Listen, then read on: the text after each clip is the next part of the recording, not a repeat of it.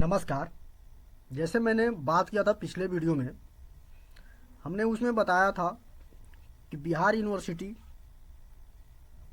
में जैसे ही admission open किया जाएगा स्नातक को लेकर के, तो हम आप लोग को लाइव फॉर्म फिलअप करके बताएंगे कि कैसे इस बार चेंजेस किया गया है और क्या बदलाव किया गया है,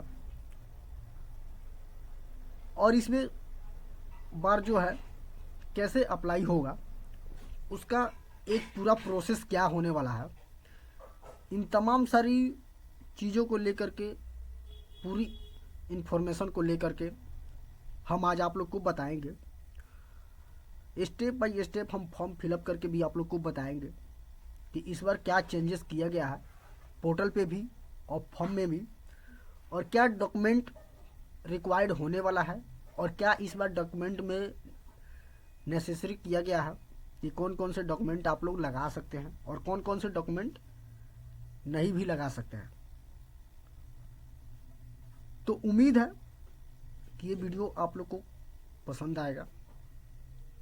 तो वीडियो अगर पसंद आए तो वीडियो को लाइक करें, हमारे चैनल को सब्सक्राइब करें और इसे अधिक से अधिक शेयर करें, ताकि जो भी अभ्यर्थी 12th पास आउट है और आगे ग्रेजुएशन करना चाहते हैं वो इस वीडियो को देखें और अपना एडमिशन कराएं। और भी छोटी बड़ी इन्फॉर्मेशन हमसे जुड़े रहिए, तमाम इन्फॉर्मेशन आप लोग को मिलती रहेगी। तो चलिए आज का ये वीडियो हम शुरू करते हैं। पोर्टल पे जो भी अपडेट वगैरह हम एक एक करके आप लोग को बताएंगे। तो सबसे पहले अगर हम बात कर लेते हैं बाबा साहेब भीमराव अम्बेडकर यूनिवर्सिटी की, या यूँ कह लें मुजफ्फरपुर यूनिवर्सिटी की, तो इसका आज से अंडर ग्रेजुएट यानी कि स्नातक के लिए ऑनलाइन आवेदन स्टार्ट कर दिया गया है।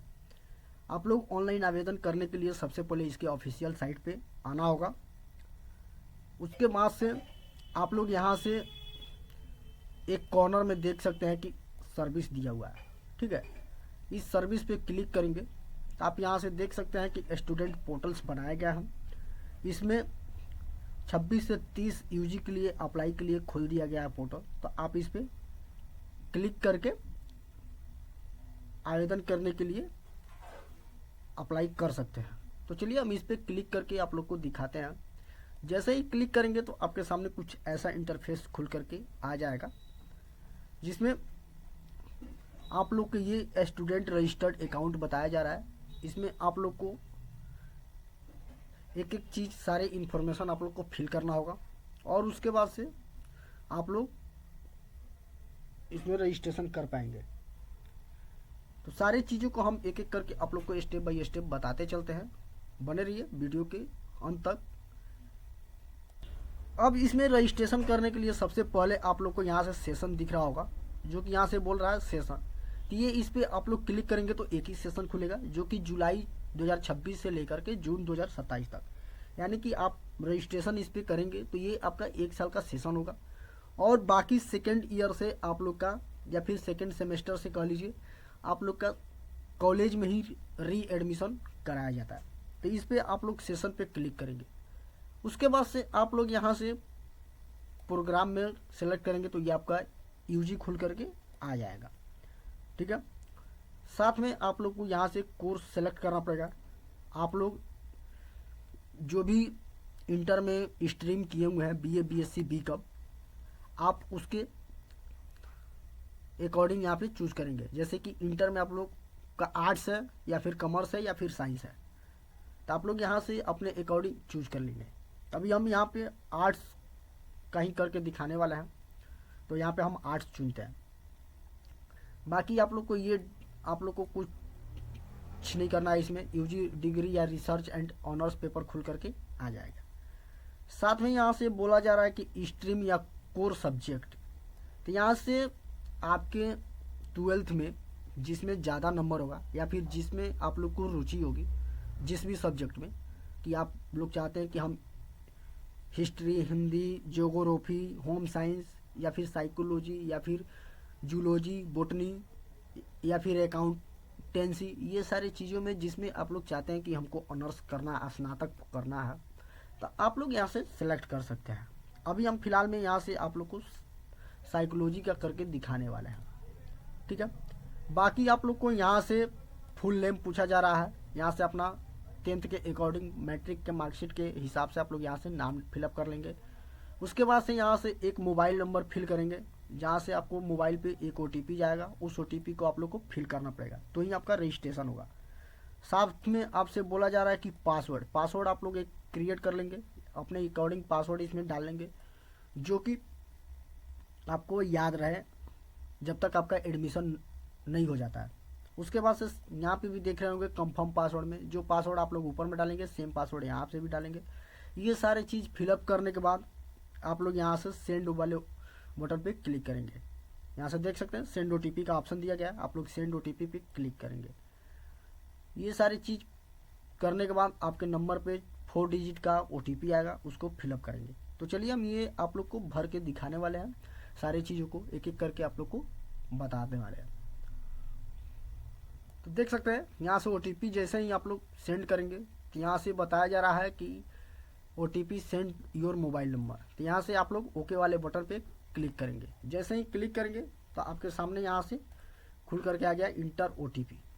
तो अब आपके मोबाइल नंबर जो भी आप लोग नंबर वहाँ पे डाले होंगे, यहाँ पे उसके आपके नंबर पे 4 डिजिट का OTP जाएगा। OTP जाने के बाद आप लोग डालने के बाद आप लोग यहाँ से OTP वेरीफाई करेंगे। तो चलिए हम ये भी करके आप लोग को दिखाते हैं कि क्या है प्रोसेस आगे की। देखिए हमने यहाँ से OTP फिलअप कर लिया। अब साथ में यहाँ से verify OTP and create account वाले बटन पे क्लिक करते हैं।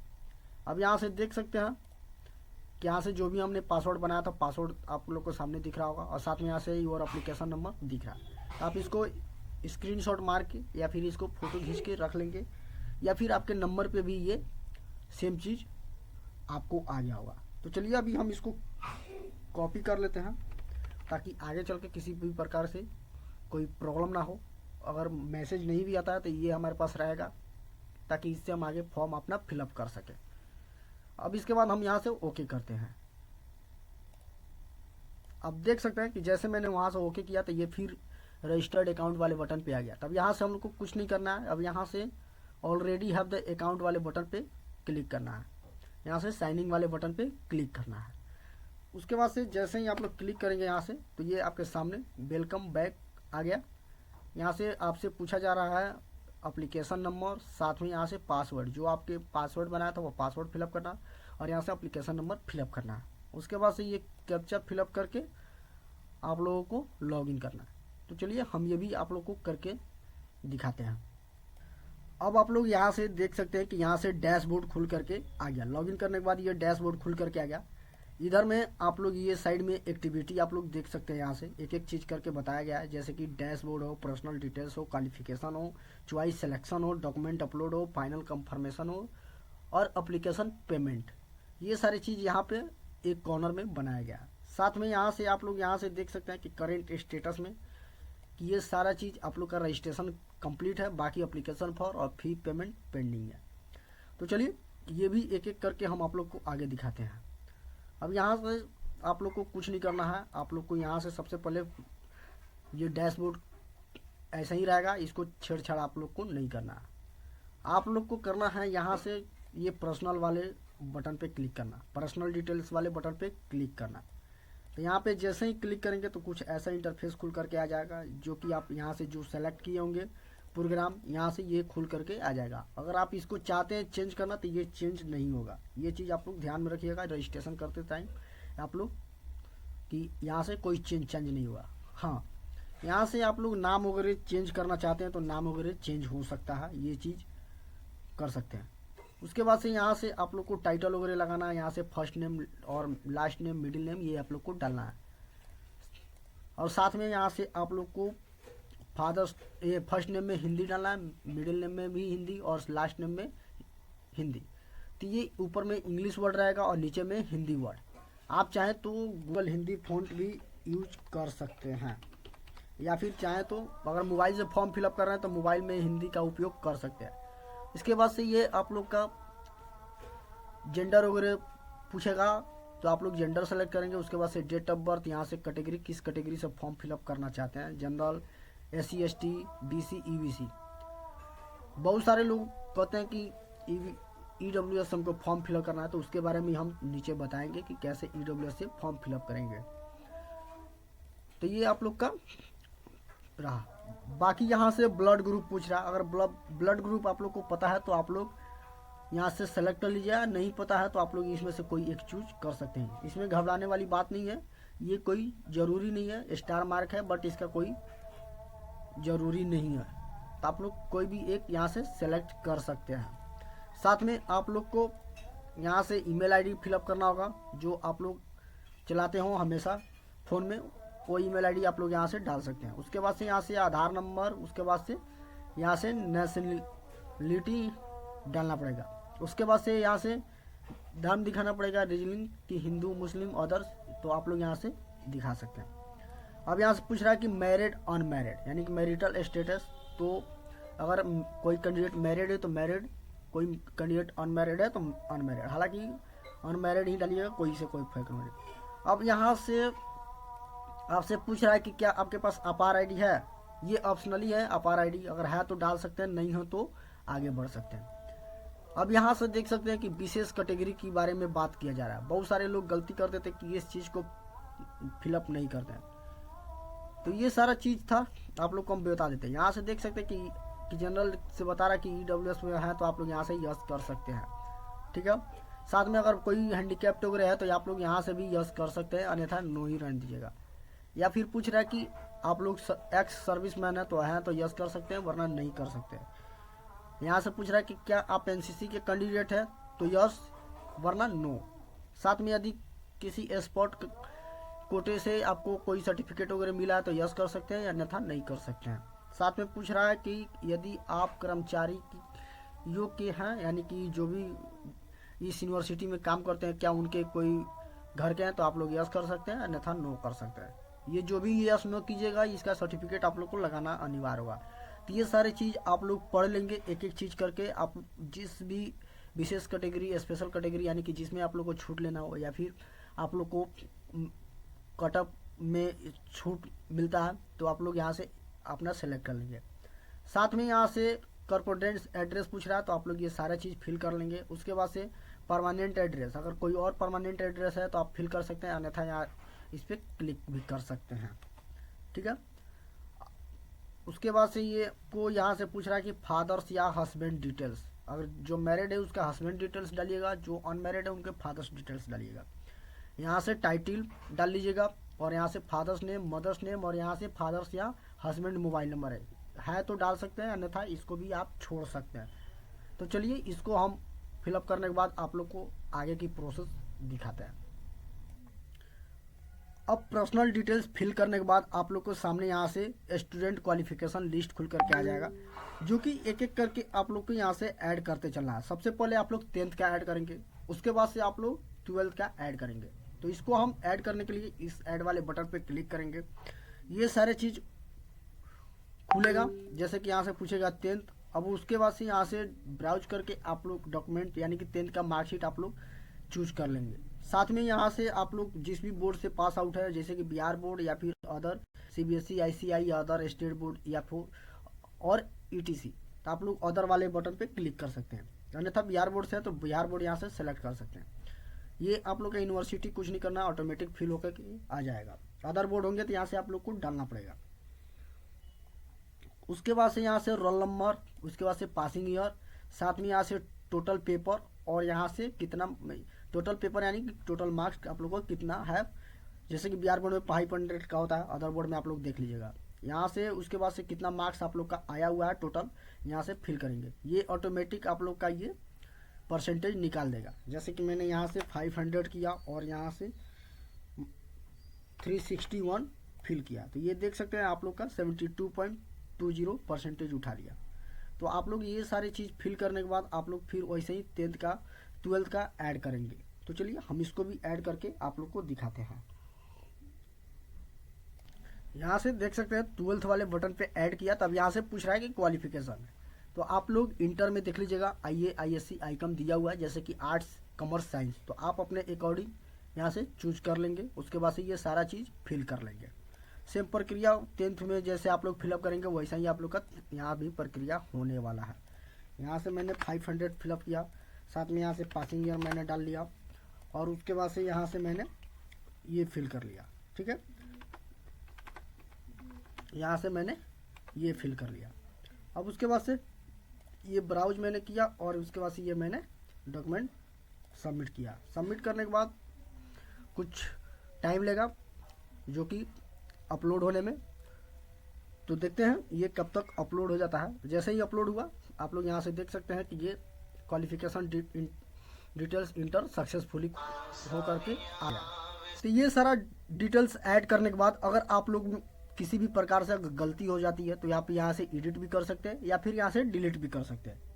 और डॉक्यूमेंट आप लोग यहाँ से व्यू भी करके देख सकते हैं कि क्या आपने डॉक्यूमेंट अपलोड सही किया हुआ है या फिर रॉन्ग है। और रॉन्ग है तो आप एडिट करके अपलोड कर लीजिएगा दूसरा, या फिर डिलीट करके आप लोग आगे कर लीजिएगा। तो ये सारा चीज़ क्वालिफिकेशन डिटेल्स भरने के बाद आप लोग यहाँ से चॉइस सेक्शन पे चलेंगे। अब यहाँ से आप लोग को डिस्ट्रिक्ट पूछेगा, तो आप जिस भी डिस्ट्रिक्ट से अप्लाई करना चाहते हैं यहाँ से सेलेक्ट कर लेंगे। यहाँ से सेलेक्ट करने के बाद आप लोग देख सकते हैं कि ये कॉलेज लिस्ट खुल करके आ गया। जिस भी कॉलेज का परफॉर्मेंस आप लोग को देना होगा तो आप लोग 1 नंबर 2 नंबर सीरियल वाइज आप लोग यहाँ से दे देंगे। जैसे कि हम अभी फ़िलहाल में मान के चलिए आपको किसी एक कॉलेज का हम दिखाने वाले हैं कि कैसे आप लोग सीरियल वाइज देंगे। तो यहाँ से काफ़ी सारा कॉलेज का नाम दिया गया है, जैसे कि मैंने ये राजकीय डिग्री महाविद्यालय बगहा वेस्ट चंपारण के 1 नंबर में डाल रहे हैं। उसके बाद से हम यहाँ से डालेंगे आप लोग को जो है कि सेकंड पे MJK और 3rd नंबर पे RLSY, 4th नंबर पे BBN और 5th नंबर पे आप लोग को ये जो महिला कॉलेज दिया गया है। बाकी आप लोग यहाँ से एक एक करके चूज कर लेंगे। तो ये सारा चीज़ चूज करने के बाद आप लोग यहाँ से 7 चॉइस वाले बटन पे क्लिक करेंगे। तो ये आप लोग को और जितना आप कोर्स वाइज आप लोग का परफॉर्मेंस खुलेगा, जितना कॉलेज खुलेगा, ये आप लोग को सिलेक्ट करना अनिवार्य है। यहाँ से देख भी सकते हैं कि प्लीज़ ऑल द परफॉर्मेंस, यानी कि एक एक चीज़ करके आप लोग चूज करना पड़ेगा, तभी आप लोग को आगे के लिए